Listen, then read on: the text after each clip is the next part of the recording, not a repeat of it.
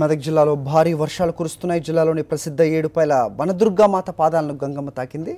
ఎగు నుంచి వరద పోటెత్తడంతో ఆలయంలోకి భారీగా నీరు చేరుతోంది. నిన్న మొన్నటి వరకు నీటి కటకటతో ఇబ్బంది పడ్డ భక్తులు ఇప్పుడు సంతోషం వ్యక్తం చేస్తున్నారు. అక్కడి తాజా పరిస్థితి మా ప్రతినిధి విష్ణు అందిస్తారు. గత 2 రోజులుగా విస్తారంగా కురుస్తున్న వర్షాలకు నదీ జలాలన్నీ కూడా పొంగిపోరుతున్నాయి. మెదక్లో ఉన్న ప్రధాన కాలువలైన అటు సింగూరు కానీ ఇటు గణపూర్ ప్రాజెక్ట్ కానీ పూర్తి స్థాయిలో నీటితో నిండు గుండలాగా మారిపోయిందని చెప్పొచ్చు. ఇప్పుడు మనం చూడొచ్చు, ఏదైతే మెదక్ జిల్లాలో అతి ప్రతిష్టాత్మకమైన దుర్గమ్మ దేవాలయ పాద సన్నిధికి నీళ్లు చేరుకున్న పరిస్థితి మనకు కనబడతా ఉంది.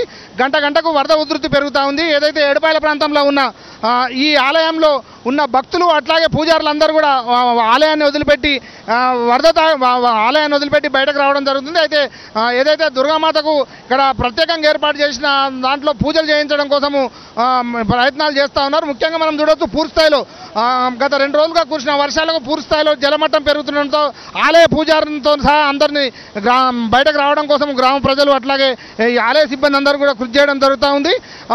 మొత్తంగా చూసుకుంటే గత వారం రోజుల క్రితం వరకు కూడా ఇక్కడ తీవ్ర నీటి ఇబ్బందితో ఉన్న పరిస్థితి అంతా కూడా ఒక్కసారిగా జలమయం కావడం జరిగింది. ఇక్కడ ఈ ప్రాంతం అన్నింటి కూడా ఎగువ నుండి వస్తున్న వరద నీరు అంతా కూడా పూర్తిస్థాయిలో ఏడుపాయల్లో నీటి మట్టము పెరగడంతో పూర్తిస్థాయిలో వరద నీరు పెరిగిందని చెప్పవచ్చు.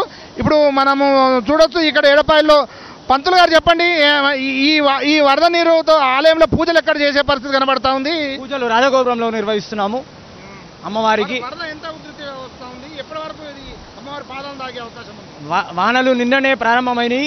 ఇంకా 2-3 రోజుల వరకు ఇదే వరద ఉధృతి రావడం జరుగుతుందని మేము స్నానాలు ఆచరించడం కోసం కూడా ఇబ్బంది ఉన్న పరిస్థితి నుండి ఒక్కసారిగా పెద్ద ఎత్తున జలకళ సంతరించడంతో ఆలయ అర్చకులుగా మీకేమనిపిస్తూ ఉంది?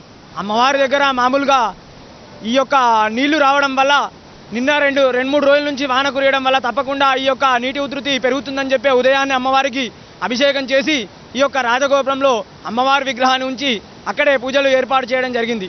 ముఖ్యంగా 8 సంవత్సరాల తర్వాత ఈసారి మళ్ళీ అమ్మవారి పాదాలకు ఈ ఏడుపాయల వరద నీరు తగులుతూ ఉంది. 2 నుంచి 3 సంవత్సరాల వరకు ఇలాంటి నీరు అసలు రాలేదు. 3 సంవత్సరాల తర్వాత మళ్ళీ ఈ వాటర్ రావడం జరిగింది. ముఖ్యంగా చూడొచ్చు, ఇక్కడ ఆలయ నిర్వాహకులు కానీ అట్లాగే ఆలయానికి సంబంధించిన సిబ్బంది చెప్తున్న దాని ప్రకారం గత 2-3 సంవత్సరాల నుండి ఎప్పుడు అమ్మవారి పరిసర ప్రాంతాల్లో కూడా నీళ్ళు లేక చాలా భక్తులు ఇబ్బంది కలిగిన పరిస్థితి నుండి ఒక్కసారిగా ఉధృతమైన వరద నీరుతో అమ్మవారి పాదాలను తాకే పరిస్థితి ఉంది. అమ్మవారికి రోజు పూజల కోసము రాజగోపురంలో ఏర్పాటు చేయడం జరిగిందని చెప్తున్నారు. వీడియో జర్నలిస్ట్ శ్యామ్తో విష్ణు, సాక్షి టీవీ, మెదక్ జిల్లా నుండి. చెప్పు